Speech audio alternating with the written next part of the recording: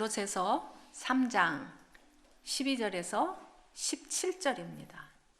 골로새서 3장 12절에서 17절 다 같이 교독하시겠습니다. 시작. 그러므로 여러분은 하나님께서 택하신 사람들 곧 거룩하고 사랑하심을 받은 사람들 같이 긍휼과 친절과 겸손과 온유와 오래 참음으로 옷 입으십시오. 누가 누구에게 불평거리가 있더라도 서로 용납하고 서로 용서해 주십시오. 주께서 여러분을 용서하신 것 같이 여러분도 그렇게 하십시오. 그리고 이 모든 것 위에 사랑을 더하십시오. 사랑은 온전하게 묶는 띠입니다. 그리스도의 평강이 여러분의 마음을 지배하게 하십시오. 이 평화를 위해 여러분은 한 몸으로 부르심을 받았습니다. 또한 여러분은 감사하는 사람이 되십시오. 그리스도의 말씀이 여러분 안에 풍성히 거하게 하십시오. 모든 지혜로 서로 가르치고 권면하며 시와 찬미와 신령한 노래를 부르며 하나님께 감사하는 마음으로 찬양하십시오. 그리고 말이든 일이든 무엇을 하든지 그 모든 것을 주 예수의 이름으로 하고 그분을 통해 하나님 아버지께 감사하십시오. 아멘. 하나님 감사합니다. 오늘 이 시간 또 여러 가지 바쁜 가운데도 이 자리에 우리를 불러주시고 또 함께 하나님을 찬양하고 예배하고 은혜를 누릴 수 있는 많은 여건과 기회를 허락하여 주셔서 감사합니다. 하나님 지금 이 자리에 임재하여 주시고 역사하여 주시고 성령으로 충만하게 행하여 주시옵소서. 하나님 정말 오늘 필요한 말씀 주시고 정말 주님께서 원하시는 또 삶을 살 수 있는 저희가 될 수 있도록 축복하여 주시고 부족한 저를 가리우시고 하나님께서 직접 이 가운데 임재하여 주시옵소서. 예수님 이름으로 기도드립니다. 아멘. 네, 여러분 반갑습니다. 네, 제가 네 찬양도 해야 되는데 쑥스럽네요. 네, 저는요 결혼 이제 한지 17년 됐습니다. 17년. 깜짝 놀라셨죠? 저도 놀라고 저희 아내도 놀랐어요. 우리가 이렇게 오래 살았단 말이야? 어저께 17년 됐어요. 17년 되었습니다. 이제 17년은 살았는데 이제 저희가 이제 우리 아들을 좀 이렇게 10년 만에 낳았어요. 거의 9년, 10년 만에 낳아서 이제 아이들이 이제 7살, 4살 이런데 제가 처음에 찬양 인도를 이제 시작할 때도 그랬고 이게 무대에 이제 서 있지 않습니까? 무대에 서 있으면 사실은 좋은 것만 보여요. 좋은 것만 보이죠. 좋아 보이고 또 제가 이제 뭐 오늘 예수 닮기를이라는 제목도 이제 제가 지은 곡의 제목인데 이제 무대에 있으면 되게 좋은 것만 보이고 또 좋게 보이기도 하고 또 그렇게 드러나기도 하고요. 근데 이제 결혼을 했는데 친구들이 저희 아내에게 그렇게 물어봤대요. 그렇게 맨날 노래 불러주냐고. 맨날 그렇게 같이 예배드리고 노래 부르고 되게 좋겠다고. 근데 우리 아내가 아니라고.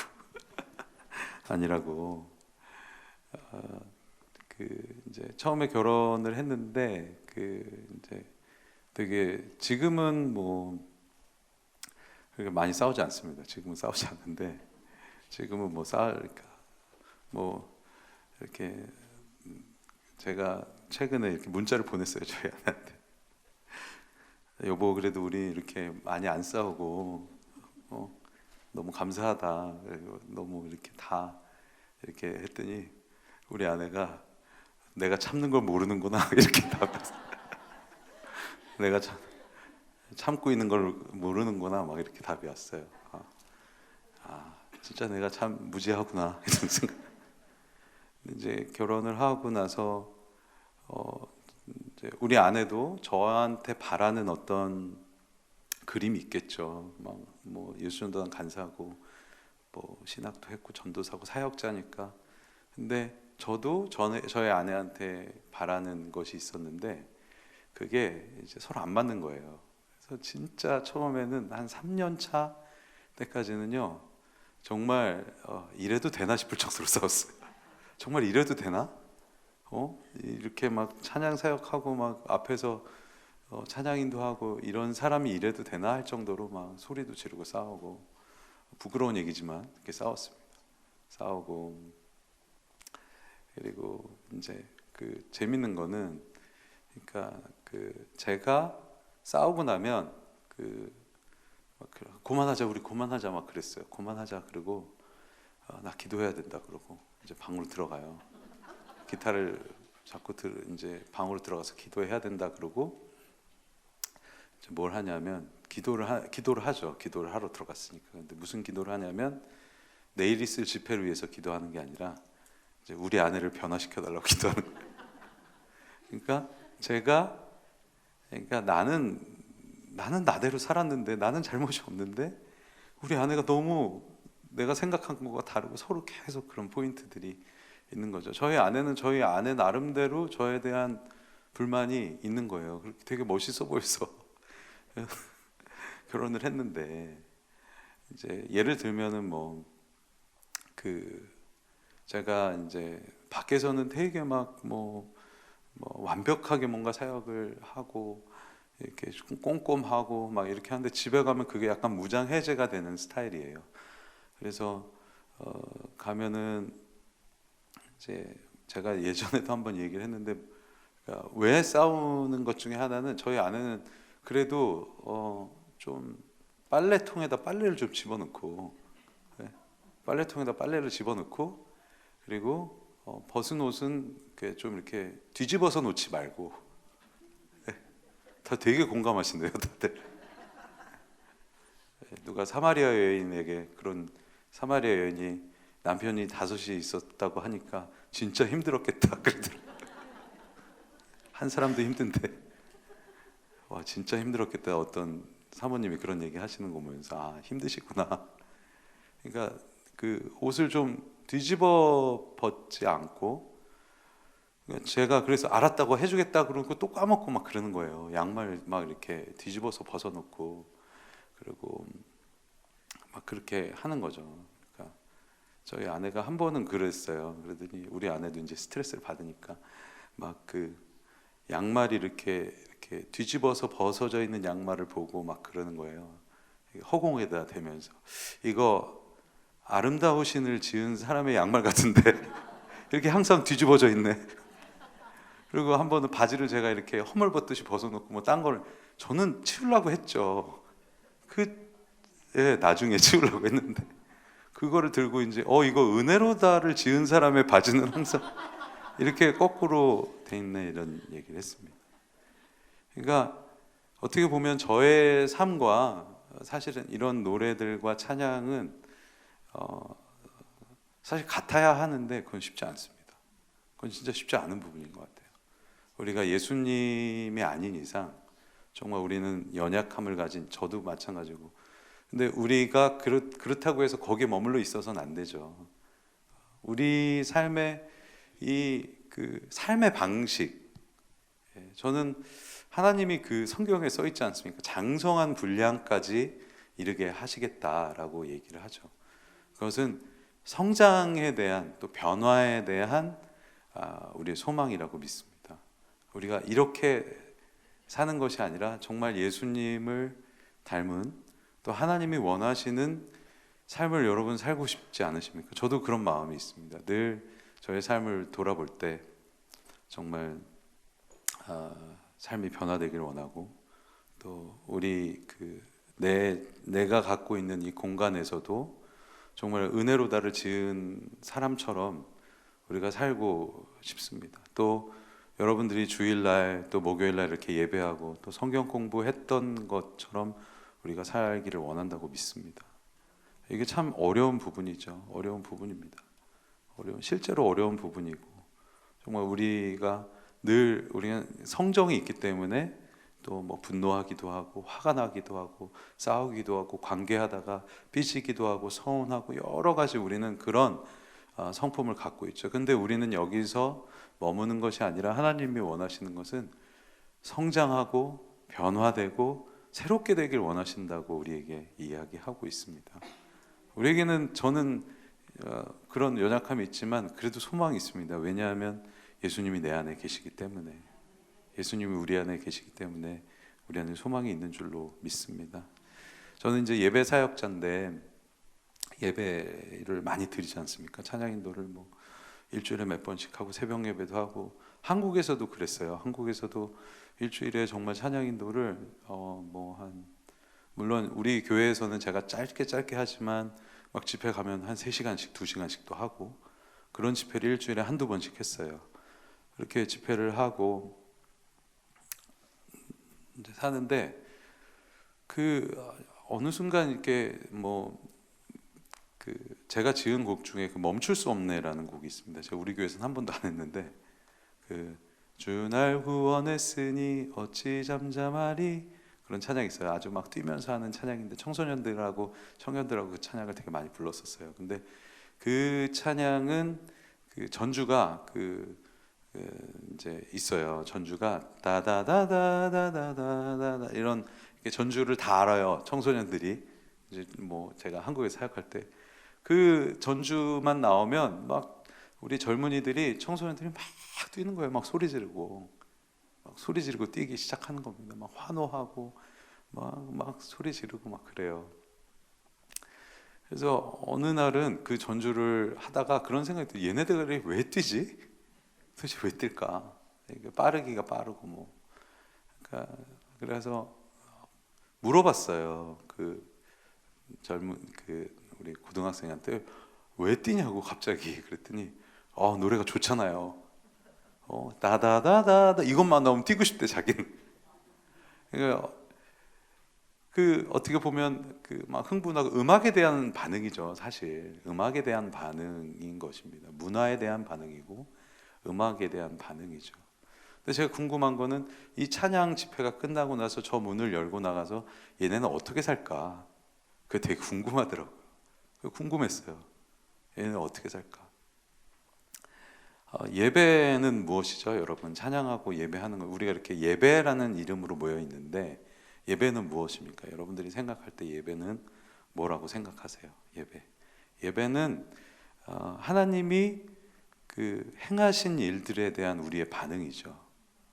하나님이 주신, 무엇을 행하셨죠? 우리에게 구원을 베푸셨고 은혜를 베푸셨고 또 뭐 여러 가지 우리에게 베푸신 감사할 수많은 제목들에 대한 우리가 리스판스를 하는 겁니다. 반응하는 거예요. 반응하는 겁니다. 그게 사실은 예배의 큰 정의 중에 하나입니다. 예배는 구원에 대한 반응이죠. 구원에 대한 반응입니다. 반응은 무엇이냐면 그냥 끝나는 게 아니라 우와 뭐 하나님이 구원을 베푸셨어? 그래 뭐 이 정도가 아니라 이 구원을 베푸신 하나님에 대해서 우리가 최고로 표현을 하는 거죠. 그게 사실 프레이즈입니다. 우리가 찬양 그러면은 우리 안에 이제 찬양은 노래다라는 어떤 의미가 이렇게 부어져 있어요. 근데 찬양은 칭찬하다, 그 한 일에 대한 칭송하다, 이런 의미가 있습니다. 그러니까 하나님의 행하신 일에 대한 우리의 표현이 바로 예배라는 거죠. 크신 일을 이루신 하나님에 대한 표현과, 예배의 정의는 사실 그렇습니다. 예배가 우리가 나왔을 때 사실 예배의 주권이나 포커스는 우리에게 있지 않아요. 죄송한 얘기지만 우리의 어떠함에 있지 않습니다. 우리의 삶의 문제에 있지 않아요. 우리의 기도 제목에 있지 않습니다. 예배의 포커스는, 주인은 우리 가족의 문제에 있지 않아요. 하나님께 있는 것이죠. 하나님이 행하신 일들에 대한 반응과 표현이 바로 우리가 모이는 이유라는 것이죠. 이게 되게 중요합니다. 하나님의 행하신 일에 대한 우리의 반응이 바로 예배인 것입니다. 근데 이 세상은 너무 또 복잡하고 기도 제목도 많고 하다 보니까 우리가 가끔은 또 이 자리에 모이는 것이 또 한국인들의 특징 중에 하나인데요. 뭔가를 예배를 열심히 드리면 마치 우리가 뭐 주일 예배를 매일매일 빠지지 않으면 복을 받을 거야라는 우리 안에 있는 기대가 있습니다. 기대가 있어요. 그러니까 우리의 행위에 대한 우리가 어떻게 하는 거에 대한 리스판스를 받고 싶은 거죠. 우리가 이렇게 열심히 섬겼는데, 우리가 이렇게 예배했는데, 근데 죄송한 거는 그거에 대한 반응이 예배가 아니라는 것이죠. 내가 어떤 것을 하는 일에 대한 반응이 예배가 아니라 하나님이 하신 일에 대한 우리의 반응이 예배라는 것입니다. 모든 주권은, 예배는 여러분들 쉽게 얘기해서 예배의 주권을 얘기하면, 주인을 얘기하면 우리가 주인이 아니에요. 하나님이 주인이신 거죠. 예배는 하나님께서 찬양받게 합당하시고 경배받게 합당하신 일에 대한, 이게 정말 중요한 진리이고 본질입니다. 이게 본질이에요. 그래서 우리가 이제 우리가 우리의 기도를 물론 하나님이 들어주십니다. 하지만 예배 우리가 간구하고 또 강청하고 주님 앞에 간절히 나가고, 이 모든 예배의 요소 중에 요소 중에 하나이지만 가장 그 파운데이션은 하나님이 나에게 행하신 일에 대한 반응이 예배라는 것이죠. 그래서 예배에 가장 쉽게 접근하는 방법은 감사입니다. 감사함으로 그 문에 들어가는 것이죠. 이거는 나의 상황이나 어떠한 문제를 뛰어넘을 수 있는 힘이 감사인 거예요. 그러니까 우리가 다 좋을 수 없어요. 이 시간에 나오는 분들이 다 괜찮고 다 좋고 모든 것이 괜찮은 게 아니라 거기서 우리가 감사를 찾아서 이 자리에 갖고 오는 겁니다. 이 자리에 갖고 오는 거예요. 그래서 예배를 드리는 거죠. 이게 바로 우리가 하나님이 원하시는 예배자의 자리라고 믿습니다. 근데 여기서 그치는 것이 아니라, 제가 오늘 얘기하고 싶은 것은 예배의 정의만 이야기하는 것이 아니라, 그러면 예배의 결과는 무엇인가? 예배의 결과는, 진정한 예배의 결과는 뭔지 아세요? 삶이 변하는 겁니다. 삶이 변하는 거예요. 진정한 예배의 결과는 우리의 삶의 변화에 있어요. 삶이 변화되고 하나님이 원하시는 대로 우리의 삶을 사는 것. 우리의 삶을 사는 것. 너무나도 하나님이 계획해 놓으신 게 딱 맞는 것 같아요. 그러니까 예배만 계속 드리면서 이 자리에서 사는 게 아니라, 하나님이 이 예배를 통해서 나를 만나고 나의 음성을 듣고 나를 경험하고 하나님의 뜻을 알고 하나님과의 친밀함을 회복하는 이 순간, 우리는 이 문을 열고 나가서 우리의 변화된 삶에 대한 기대가 있어야 되는 것이죠. 우리의 삶이 변화되어야 되는 것입니다. 이게 바로 진정한 예배의 결과는 우리의 삶이 변화되어야 되는 것인 줄로 믿습니다. 예배는요, 어떻게 살아갈지에 대한 구체적인 인식이 생기는 시간이에요. 내가 어떻게 살아야 되지? 내가 이 가정에서 우리 자녀들에게 어떻게 내가 행해야 되지? 아까 제가 처음에 이야기했는데, 제가 잘못된 게 뭐였냐면, 우리 아내가 변화시켜달라고, 우리 아내를 변화시켜달라고 기도했잖아요. 하나님은 저한테 관심이 있으신 거예요. 내가 어떻게 살지에 대해서, 내가 어떻게 변할지에 대한 관심이 하나님에게 있는 것입니다. 이 자리에 오신 여러분, 하나님은 여러분에게 관심이 있으세요. 여러분이 어떻게 변화되고 어떻게 살아야 될지에 대한 관심이 하나님께 있는 것입니다. 근데 재밌는 거는 우리는 늘 이게 되게 아주 하나님이 치밀하게 짜놓은 좋은 이 구조인 것 같아요. 하나님을 경배함으로 말미암아 우리의 삶이, 보세요, 이걸 우리가 갖고 와요. 하나님의 행하신 일, 구원과 그걸 갖고 이 자리에 우리가 이 회중 예배, 공예배를 드리면서 하나님의 위대하심을 선포합니다. 그러면서 우리의 삶에 대해 구체적으로 나는 계속해서 어떻게 살아야 될지에 대한 고민을 하기 시작해요. 그래서 문을 열고 나가서 내가 우리 가정에 대해서, 우리 가정에서 삶, 우리 자녀들에게, 우리 남편에게, 또 이웃에게 내가 어떻게 살지에 대해서 고민을 하면서 행합니다. 근데 그게 한 번에 되지 않아요. 한 번에 되지 않습니다. 한 번에 되지 않아요. 계속해서 우리는 지속적인 습관, 습관과 훈련과 하나님을 만나는 노력을 할 때 우리의 삶이 변하죠. 근데 여기에 가장 중요한 요소가 하나 있어요. 그게 뭐냐면 성령님의 능동적이고 적극적인 개입이 없으면 우리 삶은 변하지 않습니다. 성령님께서 그냥 수동적으로 멀리서 우리를 바라보는 게 아니라 정말 능동적이고 적극적으로 내 삶을 개입해 달라고 우리가 간구하는 겁니다. 하나님, 지금 이 가정에 내 삶에 오셔서 개입해 주세요. 능동적으로 내 삶에 역사해 주세요. 내 삶의 주인이 되어 주세요. 라고 할 때 이 정말 놀라운 변화들이 우리 안에 일어나는, 나의 한계를 뛰어넘는 변화들이 일어날 줄로 믿습니다. 누가 그런 얘기하죠. 사람은 안 변해. 변화하게 됩니다. 나 때문이 아니라, 나의 어떤 의지가 아니라 성령님의 적극적이고 능동적인 역사하심이 우리의 삶을 변화시키는 줄로 믿습니다. 여러분, 우리 안에 늘 그런 실패감이 있지 않습니까? 내가 이렇게 열심히 예배했는데, 내가 무슨 집사인데, 내가 목사인데, 전도사인데, 우리 안에 실패감이 있습니까? 다시 한번 주님 앞에 나가시길 축복합니다. 더 하나님을 경배하고 예배하시길 축복합니다. 그 능력을, 하나님의 능력을 입술로 선포하고, 또 우리가 깊이 경배하고 또 깊이 예배할 때 우리의 삶의 변화가 거기서 시작되는 것이죠. 그리고 성령님께 SOS를 치세요. 도와주십시오. 성령님은 주일날 7시 반부터 1시까지만 역사하지 않습니다. 매주 썬데이에, 아니면 각 목요일이나 수요일만 역사하지 않습니다. 성령님은 뭐라고, 성령님의 그 존재를 이야기할 때 예수님이 이야기하셨죠. 성령님은 딱 다른 거 없습니다. 우리와 함께 하시는 분. 성령님에 대해서 이야기할 때 요한복음에 그렇게 이야기하죠. 세상은 도대체 성령님의 존재를 알지 못한다. 알지 못하는데 너희는 능히 아나니 너희 옆에서 너희와 늘 함께 하시고 너희를 도우시는 분이시다 라고 이야기하고 있습니다. 우리가 해야 될 것은 무엇입니까?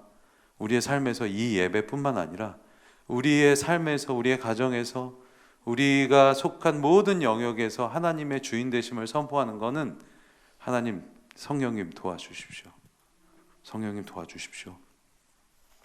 라고 이야기하는 것이죠. 이 말씀에 보면 이제 구체적으로 여러 가지 우리들이, 제가 오늘 이제 골로새서 말씀을 전하는데 여기 보면 그런 말씀들이 있어요. 하나님께서 택하신 사람처럼, 여기 보면은 이제 처음에 뭐 때문에 이렇게 살아야 되는지에 대한 이렇게 내러티브가 있어요. 그러니까 여러분은 하나님께서 택하신 사람들, 택하셨어요. 하나님이 우리를 택하셨어요. 그냥 놔버리고 그냥 너희 마음대로 살라가 아니라 너희를 택하신 사람들, 어떤 사람이요? 거룩하고 사랑을 받은, 우리가 그렇게 택하심을 받았어요. 택할 때는요, 어떤 우리의 상황이나 우리가 갖고 있는 그 기준을 갖지 않고 그냥 택해 주셨어요. 우리가 뭐 어떠해서, 우리 어떠함 때문에 내가 너를 택했는데, 여기 보면 되게 주권이 하나님께 있는 말씀이죠. 나에게 있지 않습니다. 내가 너를 하나님이 택하셨고 또 거룩하고 사랑함을 우리가 받았어요. 그거에 대한 반응이 뭐냐면 긍휼과 친절과 겸손과 온유와 오래 참음의 옷을 입으라고 이야기하죠. 우리가 살아가는 구체적인 어떤 방식을 정확하게 이야기합니다. 그냥 막 성령을 받아서 막 살아가 아니라, 그냥 우리가 성령 받고 그냥 막 우와 이게 아니라 구체적인 방법을 우리 이야기하고 있어요. 그리고 또 그 다음에 이야기하는 게, 누구에게 불평거리, 너무 하나님은 구체적이세요. 구체적으로 우리에게 살아가는 방법에 대한, 어떻게 예배를 했다면, 예수님께 구원을 받았다면 우리는 어떻게 살아야 되는가에 대해서 성경에서 아주 구체적으로 이야기를 하고 있어요. 불평거리가 있더라도 서로 용납하고 그 다음에 서로 용서해 주래요.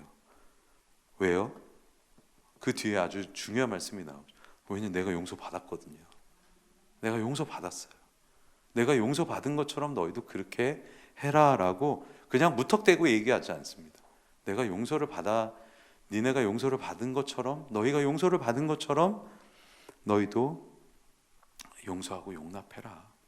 아무리 불평거리가 있고 관계가 어려워도, 지금 시간이 계속해서 제가 말이, 여러분 우리가 예수님이 주인된 공동체인지 아닌지를 아는 가장 중요한 포인트가 있어요. 그게 뭐냐면 정말 하나 되려고 노력하는가. 왜냐하면은 예수님이 주인이 되면요, 예수님의 시각으로 우리의 지체들을 바라보게 됩니다. 내 생각이 아니라. 우리의 경험은 우리 참 작아요. 작습니다. 우리가 경험한 수많은 것들이 물론 크지만, 어른들 크시지만, 온 우주를 창조하시고 온 우주의 통치자가 되시고 우리의 머리카락까지 세시고 우리가 새벽 날개 치며 저 바다 끝에 거에도 계시고 우리가 진토임을 기억하시는 그 하나님보다 크겠습니까? 우리의 생각이. 그러니까 우리 이 공동체 안에서 사람들을 바라보는 우리의 이 가치는요, 내 기준으로 보기 시작하면 공동체가 이렇게 갈등이 생기기 시작합니다. 분열이 생기기 시작하고. 왜냐하면 내가 주인이니까. 무슨 관심이 있냐면 사람들이 나를 어떻게 생각하는가, 내 편인가가 가장 주된 내 관심사가 되는 거예요. 이게 내가 주인이 때 나타나는 현상입니다. 내가 주인일 때 나타나는 현상이죠. 그러다 보니까 사람들의 편을 가르고 또 판단하고 하는 모든 것들이 내 가치 기준에 의해서 판단이 되고 결정에 대해서 행동이 되니까 우리는 하나 되기가 쉽지 않습니다. 우리는 예수님, 저도 이렇게 말하지만 어렵습니다. 인식을 해야 되는 거죠. 예수님이 주인이 되도록 계속 우리는 노력하고 성령님께 SOS를 쳐야 돼요. 도와달라고. 내가 주인이 돼서 하는 것이 아니라 성령님이 도움을 주시도록. 그래서 사람들을 바라볼 때 어떻게 바라보느냐, 하나님의 관점으로 바라보는 거예요. 하나님의 관점으로 바라보는 겁니다.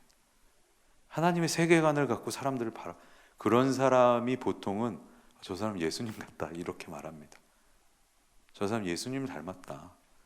하나님의 생각을 계속 구하거든요. 그 관점을 갖고 지체들을 바라볼 때 우리는 진정으로 하나 되는 것이죠. 우리가 얼마나 서로 뭐가 났습니까? 다 모났죠. 다 연약함이 있습니다. 나만 그런 게 아니라 모두가 그렇습니다. 당신만 그런 게 아니라 모두가 그래요.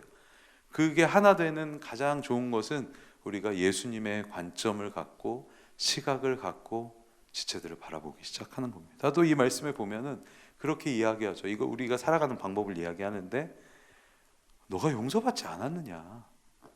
용서받지 않았느냐? 깜짝깜짝 놀라죠. 용서받지 않았느냐?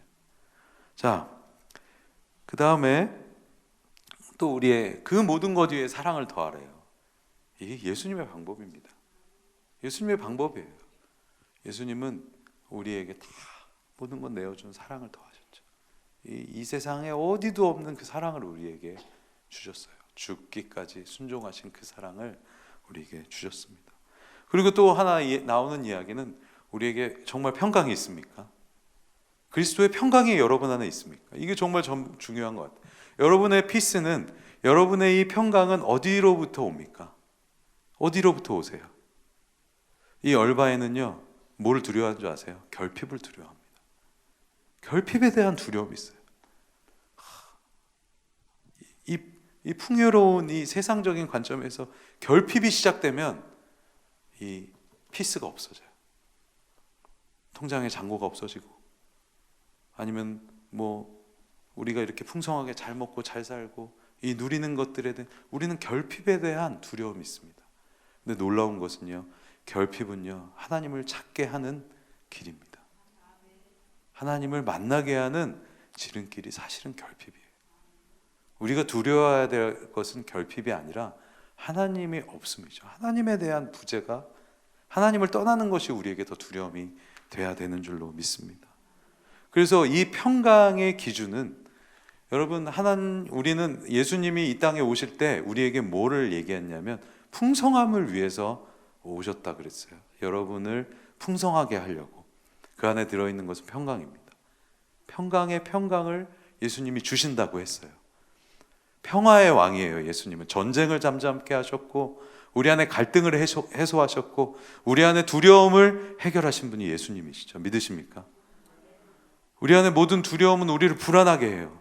사람들이 나를 어떻게 생각하는지, 또 여기서 내가 얼바인에서 어떻게 살 수 있을까? 이 돈이 점점 부족해지는, 아니면 여러 가지 상황이 우리를 불안하게 하지만 그 모든 것을 단번에 해결하신 분이 예수님이시라는 거죠. 예수님이세요. 예수님이십니다. 예수님 안에 진정한 평강이 있어요. 우리는 결핍에 대한 두려움을 내어놓아야 합니다. 저도 되게 많아요. 저도 결핍에 대한 두려움이 있더라고요. 이게 없어지면 내가 어느 순간 너무 막 마음이 힘든 거예요. 보니까 제가 결핍을 두려워하고 있더라고요. 여러분이 결핍을 통해서 하나님을 만나시길 축복합니다. 이 없고 가난하고 이것을 통해서 주님께 더 달려가시길 축복해요. 우리는 완벽해질 수 없습니다. 우리가 생각하는 그 완벽함의 그림은 또 다른 결핍을 기다리고 있어요. 우리가 생각하는 어느 집에 살고 어떻게 살고 어떻게 행복한 가정을 꾸리고 애들은 어떻게 잘 공부해서 어디 대학 가고, 이런 수많은 이 풍성함에 대한 우리 가치가, 이게 예수님이 거기 없다면 또 다른 결핍을 기다리고 있어요. 늘 한계를 갖고 있거든요. 늘 한계를 갖고 있습니다. 찬양해야 되는데 하고 싶은 말씀이 조금 있어가지고 그 다음에 이제 빨리 끝내겠습니다. 찬양을 해야 될 시간이 다가오고 있어서, 말씀이 우리 안에 풍성하게 거해야 되고, 그 다음에 이야기를 해요. 저는 이 말씀 진짜 좋아합니다. 그리스도의 말씀이 여러분 안에 풍성하게 거하고, 이 대단한 말씀이에요. 오늘 이 말씀을 이렇게 아까 우리 이민홍 목사님이 읽어주는데, 말씀을 읽어주시는데, 와 진짜 말씀 좋다. 이거 어떻게 이 이상을 설교를 하겠습니까? 그냥 말씀 자체가 그냥 요즘 말로 대박이죠. 이 그리스도의 말씀이 우리 안에 풍성히 거한다는 것은 삶의 기준이 바뀐다는 이야기죠. 내 경험이 풍성히 거하는 게 아닙니다. 말씀이 풍성히 거하고, 이 지혜와 서로 피차 가르치면 이게 어려움이 있겠습니까? 그 다음에 이야기하는 게 뭐냐면 시와 찬미로 신령한 노래를 부르라고 했어요. 모든 기준은 우리 이 말씀에 있는 내 경험이나 내 상황 때문에 우리가 노래하는 것이 아닙니다. 하나님의 말씀과 행하신 일들이 우리가 시와 찬미와 신령한 노래를 부르게 하는 줄로 믿습니다. 네. 여러분, 여러분의 삶에 하나님이 관심이 많으세요. 진짜 관심이 많으십니다. 어떻게 사는가? 진짜 관심이 많으세요.